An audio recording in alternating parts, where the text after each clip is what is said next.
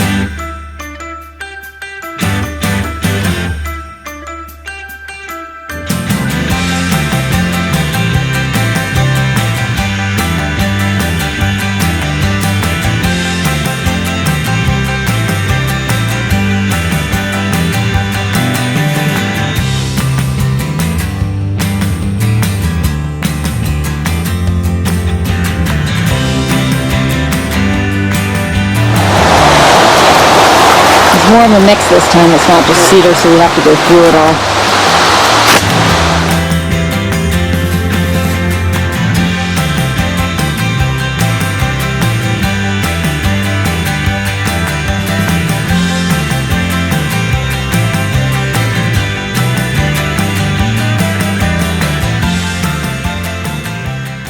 Oh, hello folks.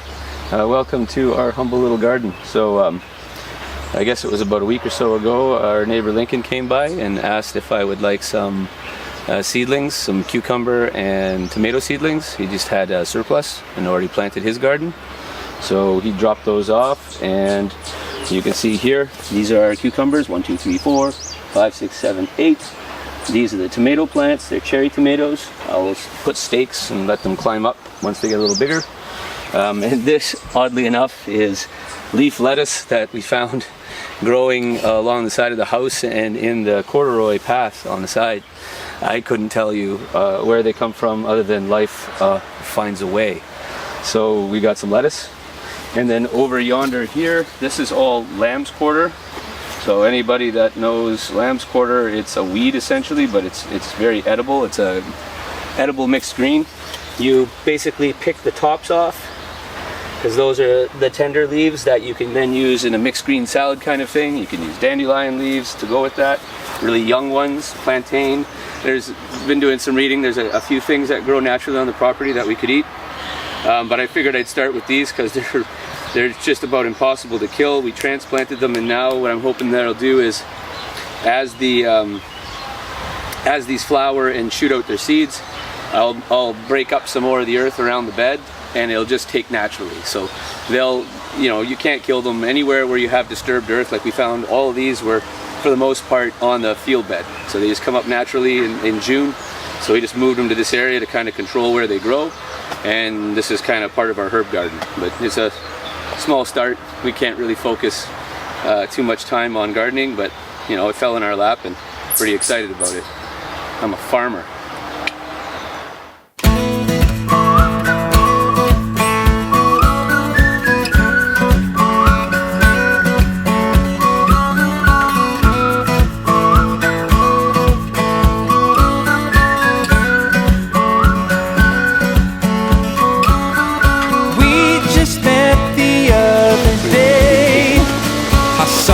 Smile from far away. I came right up to you.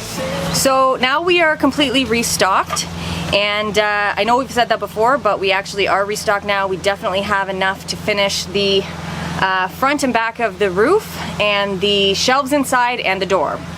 So Al's just sorting out all of the stuff that we have right now, just because he wants the door to be very rigid and just make sure that it's pretty strong before we, make it look pretty with the front. And then I'm gonna have to do some more debarking, but luckily all of this stuff is pretty wet, and the couple pieces that I've done so far have come off really easily. So, and not only that, we found a bunch of pieces underneath that were already debarked, so we have a lot less work to do on that front this time. So it's getting pretty exciting. We are almost done, and then we're gonna be able to start putting stuff into that shed.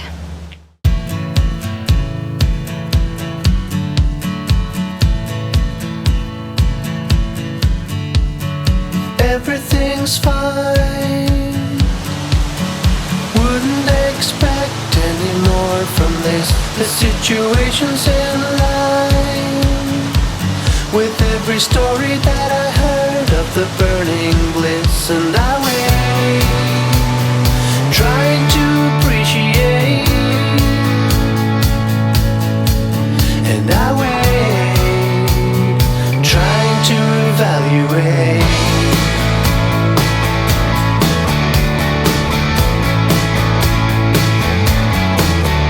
Was it something that I did? Oh, hello there. Welcome to some more shed. Almost done. We have everything but the door, and right in front of me, where you can't see, is a boatload of heavier pieces of cedar. We actually went and grabbed another run, not as big as the others, but a fair chunk. Just wanted some solid 2x2 pieces and 2x4 pieces, so I can construct basically a gate style door with the supporting cross member, and then I'll cover it with some slabs and have it match the motif of the shed. So just about done, and just wanted to point out the antler artwork. That was something that my dad had made and given us a while back. So yeah, that's just a moose paddle. Lots of people, because my dad did a lot of carving, driftwood sculpture and different things over the years. A lot of hunters and friends of his would bring him moose antlers or deer antlers, shed antlers that fall off them in the fall after they've done fighting and rutting. And he would carve various things. There's one of my favorite sculptures that he made is an otter. So the butt of the antler he carved into the head of an otter. It had fish bones for whiskers and everything, very elaborate. This one, a little bit different. He just carved out the middle and put a blue heron with some scenery, cattails and stuff in the background. But long story short, when we started building this, I kind of had this vision of where to place it, and me and Kim both agreed that it was just like mwah, the finishing piece. So we put that up yesterday once we had finished the shakes at the front. So really all we have left, door and just some slats across the back to close that opening on the western exposure.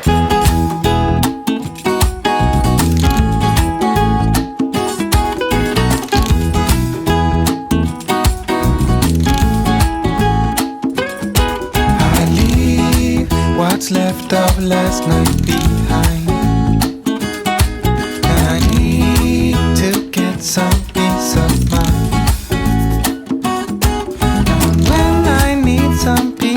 mine. I know where to find it here, by the end of the road. So I walk and I keep on walking, though the shoes I wear are a mess. As I walk, walk, walk, and I keep on walking till I'm at the end of the road.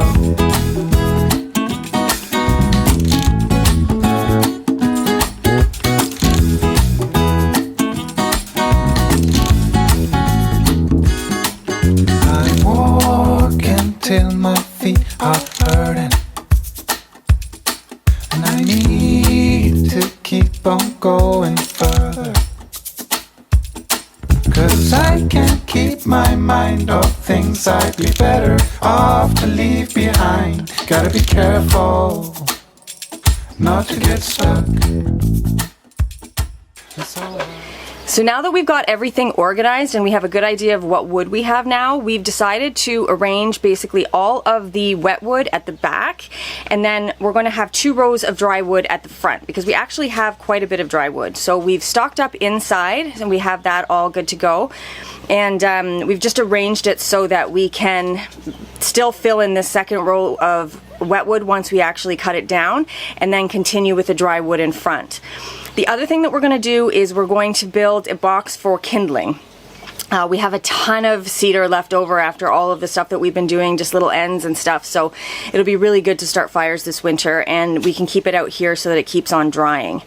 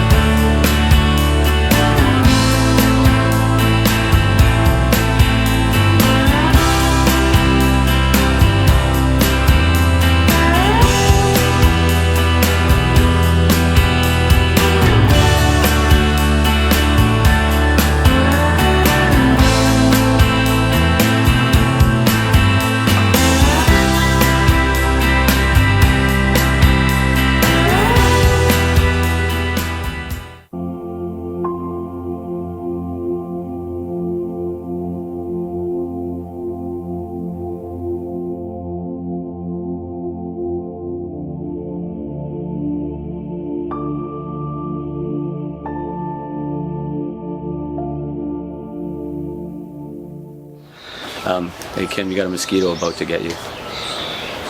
Oh, there it is right there. It's coming back for you right now. There it is. Boom! Dead. Sharpshooter. Back to the video.